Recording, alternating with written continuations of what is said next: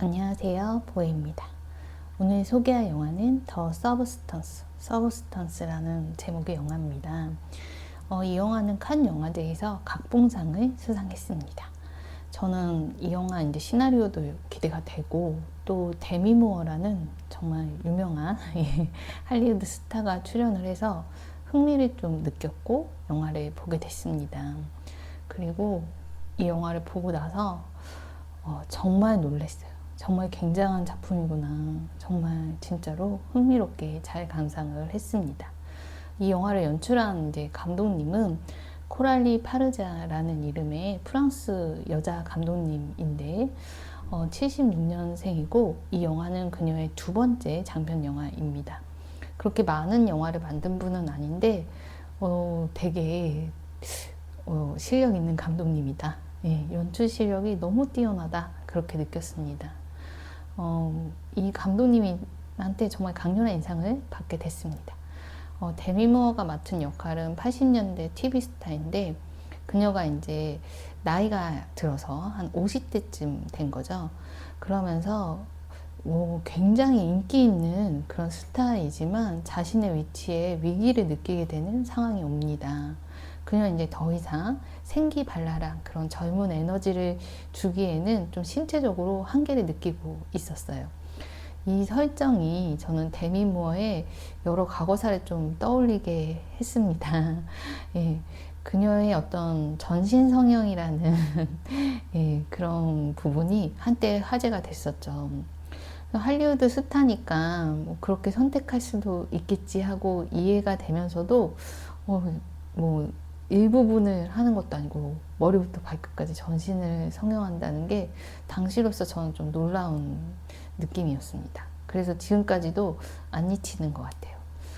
그리고 제가 이제 데미 무어의 인스타를 팔로우 하는데 그녀의 어떤 사진들을 보면서 그녀가 여전히 이제 신체를 가꾸고 또 그것을 이렇게 보여주는 그런 일상을 이제 사진을 통해서 보면서 여전한 어떤 그녀의 외모에 대한 관심과 노력을 느껴서 데미 무어가 이 엘리자베스라는 이 영화 주인공 역할을 연기한 게 그녀 자신의 어떤 삶을 투영해서 이 연기했다라는 그런 인상을 이제 받아서 저는 좀 더 몰입해서 봤던 것 같습니다.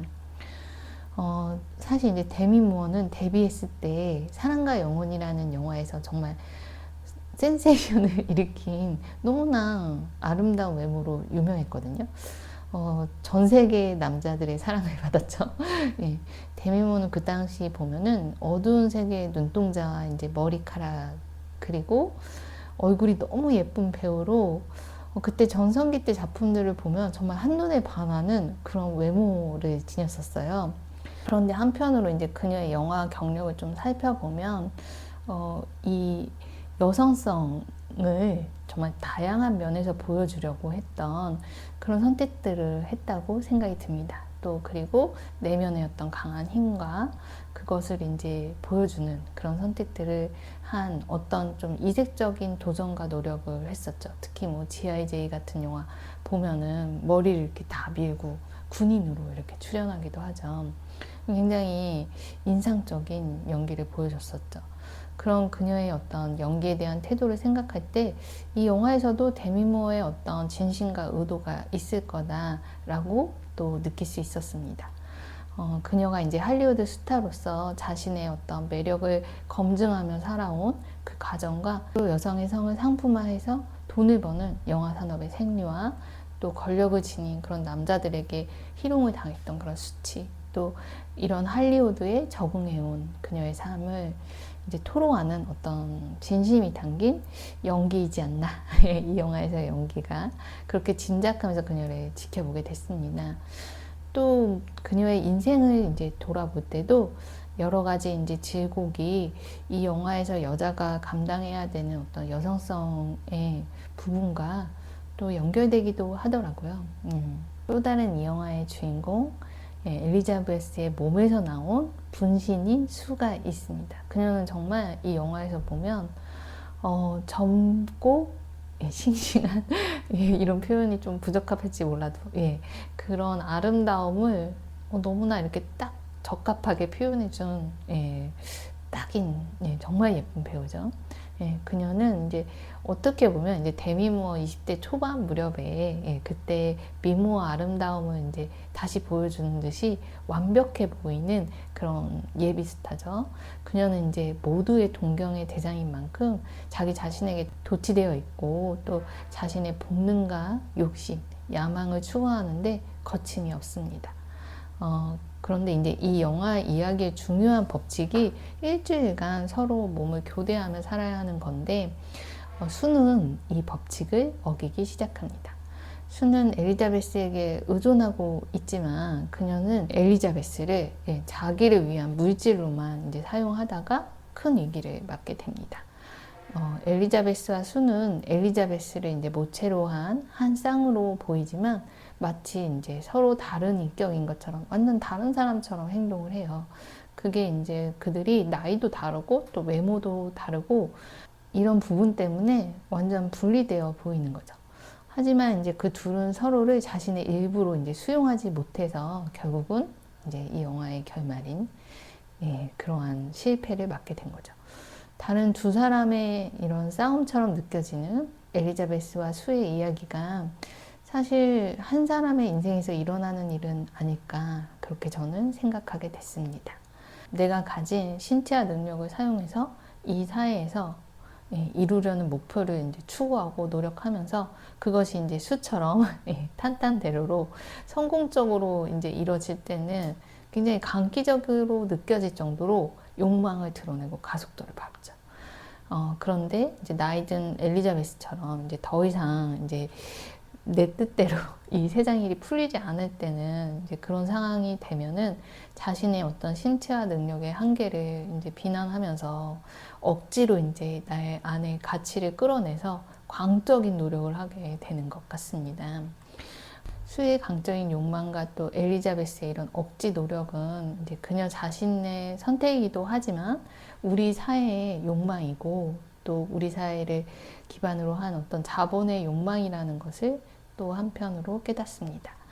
우리가 이제 태어나서 신체적인 성장이 가장 좋을 때, 그때는 이제 수처럼 아름답겠지만 또 우리의 신체는 늙어가죠. 노화되어 가는 동안 우리는 한편으로 이렇게 내면을 살펴보면 삶의 여러 가지 경험을 통해서 내면에 이제 여러 가치들이 이제 성장하면서 나이 들수록 어떻게 보면 내면의 아름다움이 빛나게 되는 거죠. 그래서 우리 인생의 모든 순간은 다 그 시기에 맞는 아름다움을 통해서 빛나는 그런 건데 이 영화의 이제 중요한 쇼인 에어로빅 쇼. 처음에는 이제 엘리자베스가 했다가 그 다음에 이제 수가 이어서 진행하는 그 TV 프로그램에서는 오직 이제 수와 같은 그런 신체만을 칭송합니다.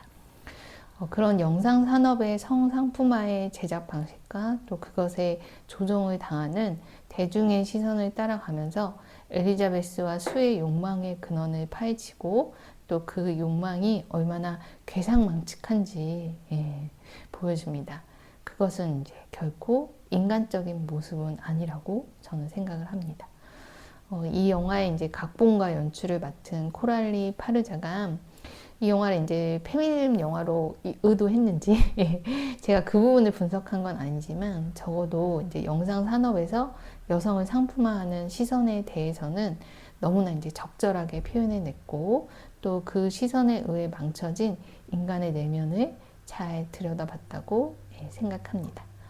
너무나 흥미로운 스릴러, 또 블랙 코미디, 또 공포 영화인 이 표현주의 영화 여러분이 꼭 보시길 추천합니다.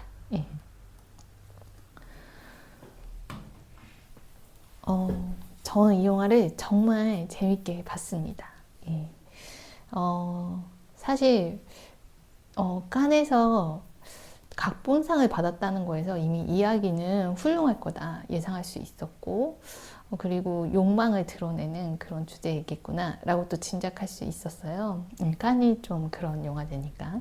그리고 데미 무어가 출연을 했을 때 데미 무어가 어떤 역할을 했을까 굉장히 궁금해지는 거예요. 그래서 이 영화를 이제 기대하면서 이제 봤는데 그 포스터도 되게 그 팝아트적인 그러한 어떤 매력이 가득해서 예, 정말 기대가 됐죠. 그리고 이제 막상 이렇게 영화를 보면서 그 80년대 TV 쇼 프로그램을 보여주던 그 화면들과 카메라 무빙, 그리고 또 도시의 그 외로운 여성의 어떤 신경을 이제 담는 듯한 그러한 어떤 공간들의 연출, 미술, 이런 부분들이 너무나 이제 감탄스러웠고, 너무 잘 연출이 돼서 좋았고, 그리고 사운드 사용도 너무나 좋았어요.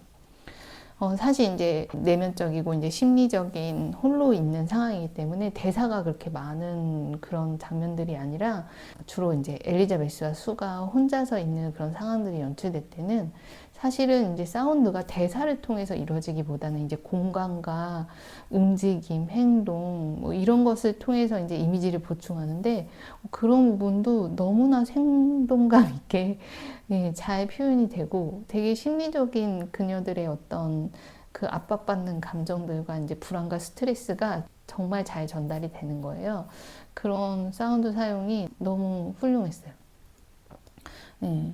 그리고 사실 이 영화는 이제 각본과 연출을 감독이 했으니까 이야기적인 부분에서도 너무나 훌륭하게 주제를 잘 표현했고 두 캐릭터를 입지적으로 잘 구성해서 이 대립하는 그 구도도 잘 만들었고 그런 갈등이 뚜렷하기 때문에 이 영화의 흐름도 재밌게 잘 진행이 된 거고 그리고 사실은 그 설정은 모체에서 이제 분신이 나온다.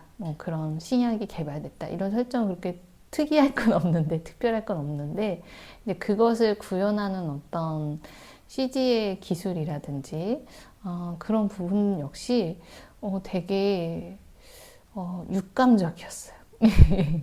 그래서 제가 전체적으로 받은 이 영화에 대한 인상은 그녀가 이제 프랑스 출신이잖아요. 그래서 참 프랑스인답다. 제가 프랑스인의 어떤 문화적인 특성, 민족적인 특성을 잘 아는 건 아니지만 이제 영화를 통해서 짐작해 보자면 그들은 굉장히 이렇게 직설적이고 이성적이고 합리적이면서 동시에 감각적이고 본능적이고 동물적인 그런 인상을 저는 받았거든요. 그런데 이 감독님이 딱 그 특성을 그대로 가지고 있고 그것이 또 영화에도 잘 반영이 됐다.